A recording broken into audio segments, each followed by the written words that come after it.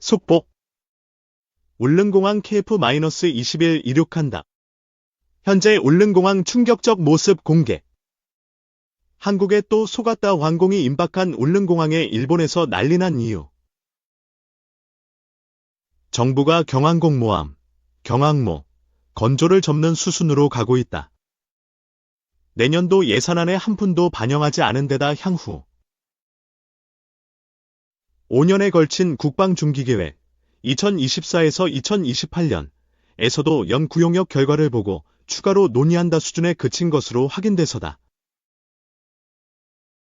전임 문재인 정부가 충분한 공감대 없이 2020년 논의를 시작한 경항모 사업은 사업 타당성과 막대한 비용을 둘러싼 논란만 일으키다 좌초되는 모양새다. 2024에서 2028 국방중기계획에는 경항모 사업을 추진한다고는 돼 있지만 현재 진행 중인 연구용역 결과를 바탕으로 추가 논의한다는 단서 조항을 달았다. 내년 초 결과가 나오는 연구용역은 국내 기술로 개발 중인 KF-21을 함재기형으로 개조한 KF-21N을 경항모에 탑재하는 방식이 가능한지, 그에 따른 비용은 어느 정도인지를 살펴보는 게 핵심이다. 게다가 KF-21은 아직 시험 비행도 마치지 못한 상태라 당초 계획인 F-35B 탑재보다 비용과 시간이 더 많이 필요할 수밖에 없다. 결국 연구용역 결과가 긍정적으로 나오더라도 윤석열 정부에서는 사실상 사업 추진 자체가 힘들다는 지적이 나온다. 국방부 관계자는 워낙 규모가 크고 기술적으로도 확인할 사항도 많다고 말했다. 다른 국방부 관계자는 돈이 많이 든다. 여러 난관이 있지만 비용 문제가 가장 큰 걸림돌이라고 밝혔다. 경항모 건조 비용은 최소 2조 5천억 원으로 추산된다. 여기에 함재기와 헬기, 항모를 호위할 구축함과 조기경보기, 군수지원함 등을 더하면 수십조 원이 훌쩍 넘어간다. 타당성 문제도 풀어야 할 숙제다. 경항모 도입을 추진했던 2020년 이후 지금까지도 경항모 도입론자들은 경항모가 왜 필요하고 어떻게 활용할 것인지 국민을 제대로 설득할 만한 명쾌한 설명을 내놓지 못하고 있다. 군 관계자는 결국 국방력 강화를 강조하는 분위기에 편승의 예산부터 확보하려다 보니 첫 단추를 잘못 끼웠다면서 경항모가 꼭 필요하다면 정부가 바뀌더라도 계속 필요성을 얘기해야 하는데 해군조차도 요즘은 경항모 얘기가 쑥 들어갔다고 꼬집었다. 공교롭게도 경항모 도입에 반대하는 이는 신원식 국방부 장관이다. 신 장관은 국회의원 시절이던 2020년 11월 국회 국방위원회 예산결산소위원회 회의에서 경항모가 필요한지 제대로 검증도 안 됐다면서 경항모는 북한 위협에 대응하는데 아무 소용이 없다. 오히려 남중국해에서 미중 갈등이 벌어지면 미군은 우리에게 공동작전을 요구할 것이다. 결국 미국의 좋은 일만 하다가 볼일 다 본다고 말했다. 그는 차라리 더 성능 좋은 이지스함, 잠수함을 만들어야 한다고 지적했다. 정경훈 한국전략문제연구소 전문연구위원은 충분한 전략적 논의와 공감대 형성이 있었는지 되돌아봐야 한다면서 경항모의 방어 능력과 생존성, 함재기의 작전 능력과 작전 지속 능력 등을 고려할 때 국가 안보 전략과 부합하는지 의문이라고 지적했다. 이 판문점 회동 땐 즉흥 만남, 북미 회담 관건은 북호응 한패싱 우려도. 로이터 통신은 26일 현지 시간 트럼프 당선인 측이 트럼프 당선인과 김 위원장 간 직접 대화 추진 방안을 논의하고 있다고 보도했다. 현재까지 트럼프 당선인이 최종 결정을 내리지 않은 만큼 초기 단계의 논의로 보인다. 그럼에도 이러한 움직임에 주목되는 것은 트럼프 스타일을 고려할 때 충분히 가능하다고 여겨지고 한반도 정세에 미치는 파장이 크기 때문이다. 홍민통일연구원 선임연구위원은 우크라이나 전쟁이 북한의 파병으로 인해 북한 문제와 사실상 연동이 되는 형국이라며 사안적으로 빨리 효과를 발휘할 수 있는 결과가 나올 수 있는 쪽에 집중한다면 북미 양자 대화로 빠르게 진행될 가능성이 있다고 분석했다. 트럼프 당선인은 일기 집권 당시 김 위원장과 2018년 싱가포르 센토사 섬, 2019년 베트남 하노이와 판문점에서 3차례 만났다. 1. 2차 북미 정상회담 의제 조율 과정에서 관료적 저항이 강했고 결국 2차 회담은 결렬됐다. 3차 판문점 회동은 이러한 상황에서 트럼프 대통령이 트위터, 현 X를 통해 제안에 성사된 사상 초유의 깜짝 회동이었다. 김 위원장과 직접 대화를 했다는 자신감을 여러 차례 표현했던 트럼프 당선인은 2기 행정부 주요 인선에서 충성파로 무장했다. 최근 1차 북미 대화에 깊이 관여한 알렉스 웡 전 대북 특별부대표를 차기 백악관의 국가안보 수석부 보좌관으로 발탁했다. 집권 1기보다 관료적 저항은 낮췄고 협상의 효율성을 강화할 수 있는 방법에 대한 자신감,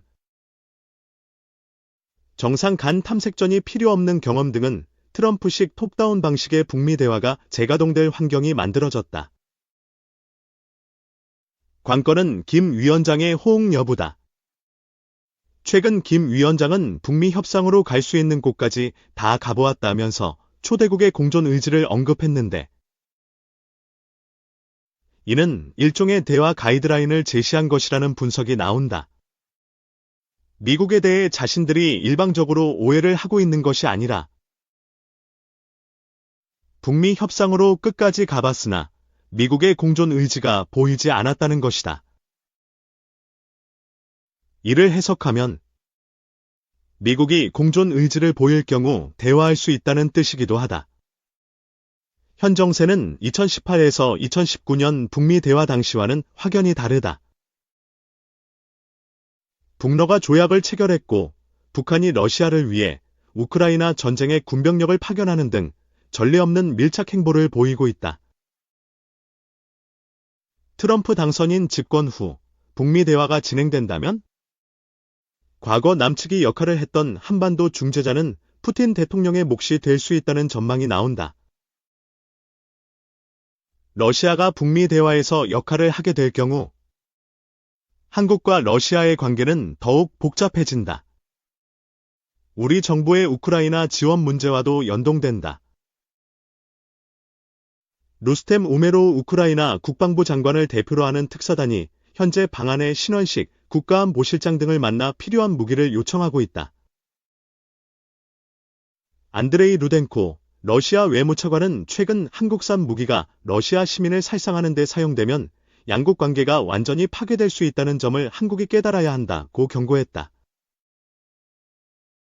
전성훈 전 통일연구원장은 이제는 러시아가 중재자 역할을 할 것이고 우크라이나에 살상 무기를 지원한다면 북미 대화에서 한국은 완전히 배제될 것이라며 김 위원장이 러시아와 밀착한 것에는 북미 대화가 재개될 때 러시아의 편을 확보하려는 의도가 있었던 것으로도 해석된다고 말했다.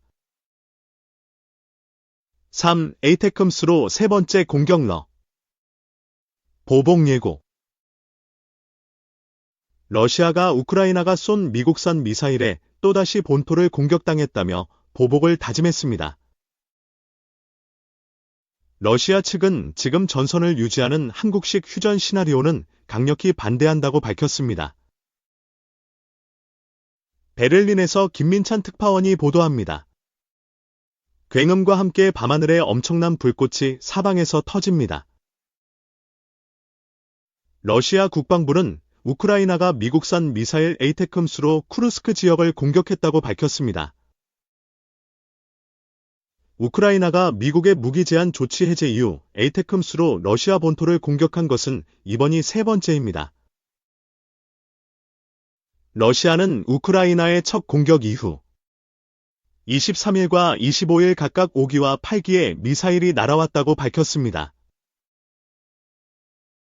대부분 격추됐지만 일부는 비행장과 대공대대 지역에 떨어졌는데 군인이 다치는 등 인명피해도 발생했다고 덧붙였습니다. 러시아는 우크라이나를 향해 보복 조치를 준비 중이라고 했습니다. 앞서 러시아는 우크라이나가 에이테크럼스를 쏜 직후 신형 극초음속 중거리 탄도미사일로 우크라이나를 공격한 바 있습니다. 트럼프 미국 대통령 당선인 취임 이후로 거론되는 휴전에 대해서 러시아는 한국식 시나리오는 강력히 거부한다고 말했습니다. 전선을 동결하고 휴전이 된 한국 전쟁처럼 전쟁을 일단락짓지 않겠다는 의미입니다. 러시아 대외정 보국장은 어떠한 양보도 하지 않을 건지라며 어떤 결과가 나오든 러시아에 유리해야 한다고 강조했습니다. 우크라이나는 러시아 쿠르스크 지역에 파병된 북한군 무전 내용을 공개했습니다. 배를 타는데 나와갔고 저 앞쪽으로 나가고 있다. 우크라이나 국방정보국은 북한군이 통신을 점검하며 병사들을 독려하다고 있다고 설명했습니다. 4. 윤 대통령 만나는 우크라이나 특사단 무기 지원 요청할까? 우크라이나 국방부 장관을 대표로 하는 특사단이 윤석열 대통령을 예방합니다. 루스템 우메로우 우크라이나 국방부 장관을 위한 특사단 일행은 27일 용산 대통령실을 방문할 것으로 알려졌습니다. 특사단과 윤 대통령의 만남에서 가장 주목되는 점은 무기 지원 요청 여부입니다.